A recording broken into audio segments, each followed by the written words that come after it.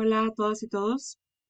En este video vamos a revisar uno de los temas que forman parte de la unidad 1 del curso Introducción al Análisis de Bioseñales Eléctricas, el cual se imparte en el programa educativo bioingeniero de la Facultad de Ciencias de la Ingeniería y Tecnología.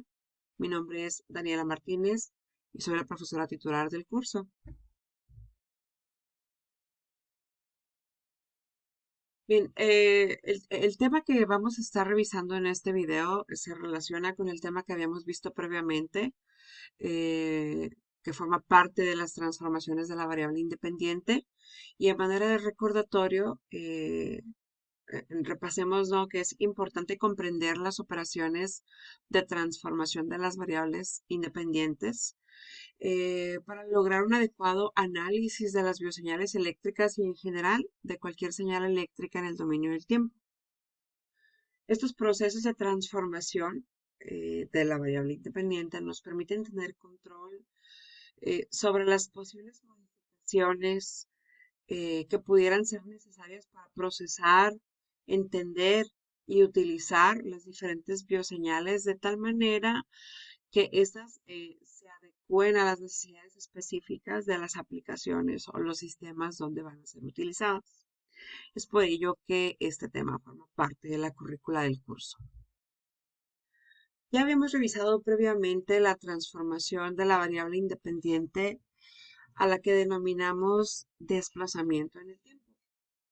En esta sesión vamos a revisar una segunda operación de transformación que en realidad se subdivide en tres tipos, a la cual le vamos a llamar escalamiento en el tiempo de manera general.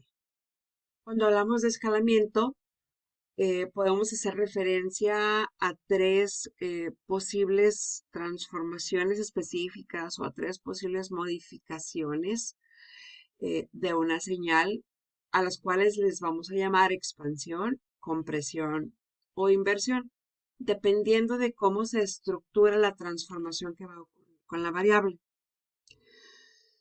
Para poder entender un poquito más estos conceptos o estos mecanismos de transformación, vamos a empezar a analizar eh, una transformación definida por esta regla, ¿no? O por esta operación de transformación.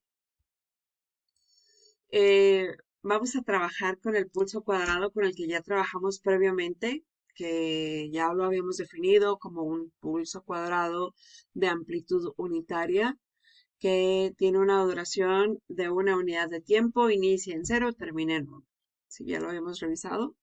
Entonces, ahora vamos a suponer que este pulso cuadrado corresponde a nuestra función original f de t, a cuya función es a la que le vamos a aplicar esta operación de transformación. Al igual que en el caso de la operación de desplazamiento en el tiempo, vamos a utilizar la descripción de la transformación utilizando las tabulaciones para inspeccionar qué es lo que ocurre con las funciones transformadas. Entonces, como dijimos, la función original corresponde a un pulso cuadrado, entonces vamos a definirla de esta manera con una breve tabulación donde tenemos listados por ahí ciertos valores para la variable temporal o la variable independiente y las amplitudes correspondientes a la función que estamos describiendo. Entonces, en este caso, como dijimos que es un pulso cuadrado de amplitud unitaria, pues tenemos que el pulso tiene amplitudes constantes e igual a 1 para todo tiempo definido entre 0 y 1 y va a valer 0 para cualquier otro tiempo. Entonces es lo que nos describe esta tabulación breve. Entonces dijimos que vamos a hacer la primera función de transformación donde estamos cambiando la variable temporal por esta variable transformada. Entonces lo que queremos identificar o lo que queremos descubrir es cómo se va a ver la nueva función generada a partir de esta transformación. Para poder entender cómo se comportan las amplitudes en la función transformada, necesitamos hacer una relación entre las ubicaciones temporales originales y la transformación que le estamos haciendo a la variable. Entonces, lo que yo quiero saber es dónde van a estar ubicadas las amplitudes de la función transformada.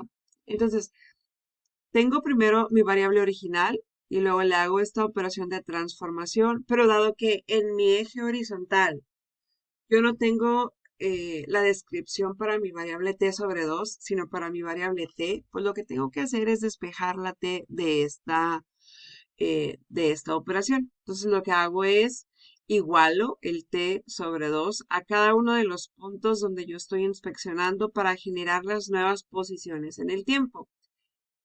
¿A qué me refiero con esto? Creo que va a quedar más claro si vemos las equivalencias en las amplitudes. Vamos a inspeccionar qué es lo que ocurre con el tiempo donde está esta amplitud en particular.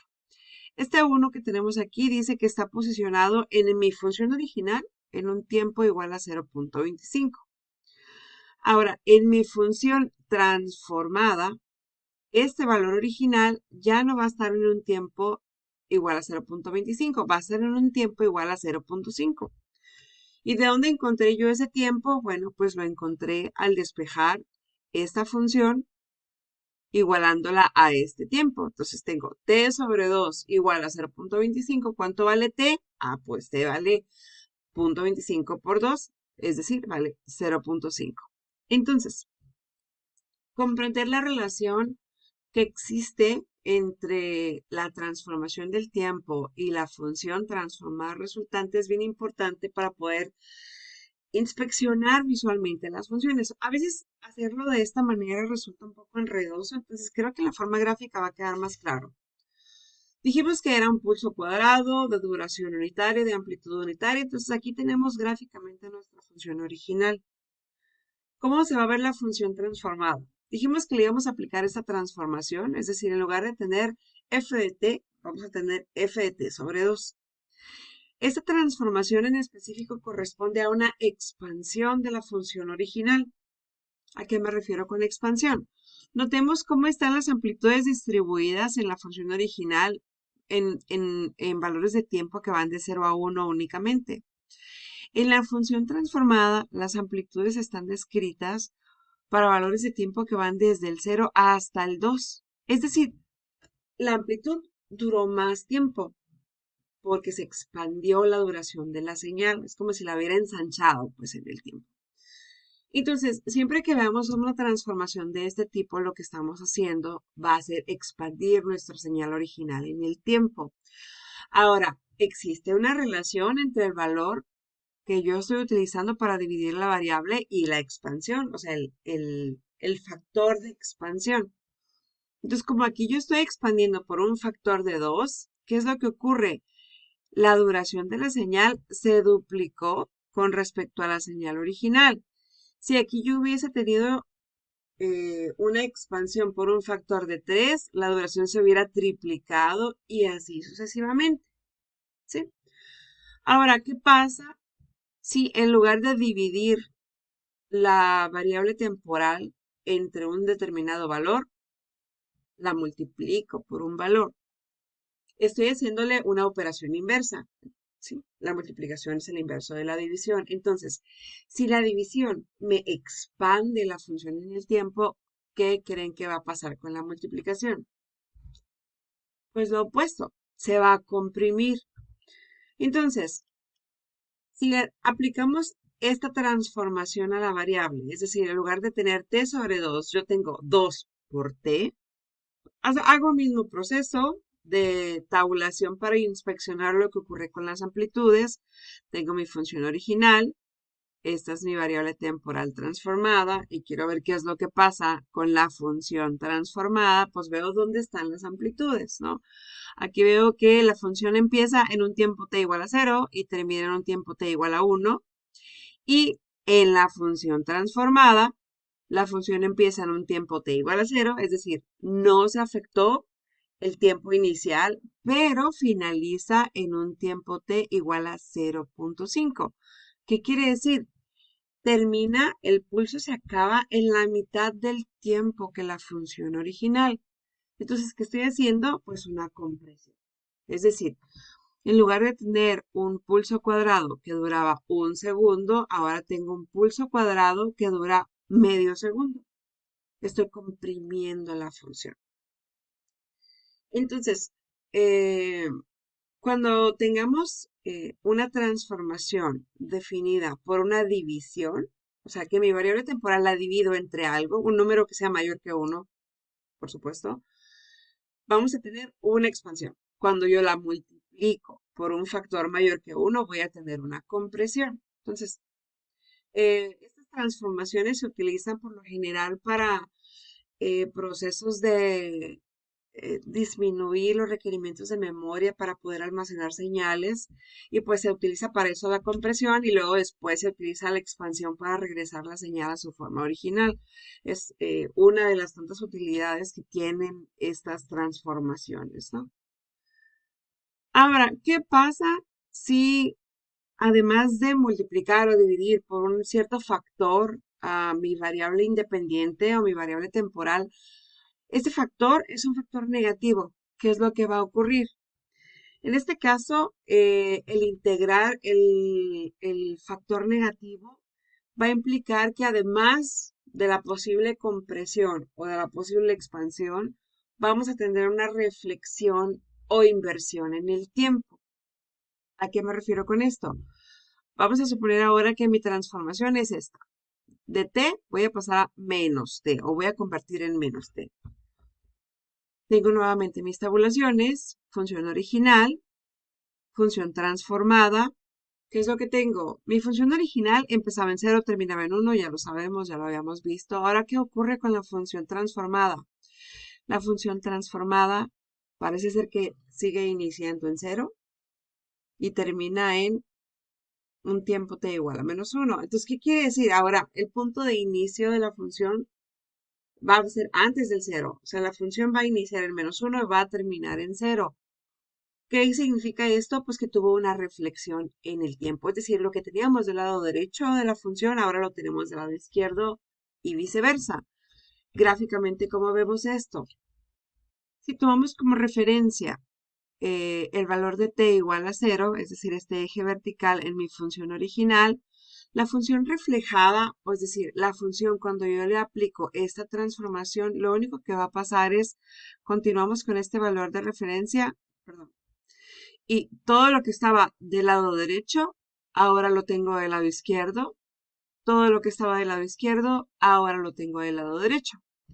Esta transformación corresponde a una reflexión o a una inversión en el tiempo. Esta transformación en específico se utiliza a veces para cambiar el signo de ciertas operaciones que se hacen en circuitos, para meter retardos, se utiliza para tiene varias aplicaciones ya en el procesamiento de las señales como tal. Y bueno, básicamente esa es la explicación general de las tres operaciones de transformación que nos hacía falta ver. En el siguiente video vamos a ver un par de ejemplos ya con otro tipo de funciones para que se afiance un poco más el proceso de la transformación. Recordemos que cuando hablamos de la transformación de la variable independiente, básicamente lo que estamos diciendo es donde se encontraba en su función original la variable independiente, ahora la vamos a sustituir por la variable transformada. Es eso a lo que nos referimos todo el tiempo.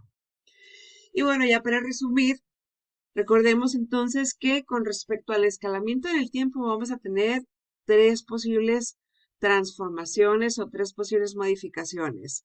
La expansión, que usualmente la vamos a describir por una división.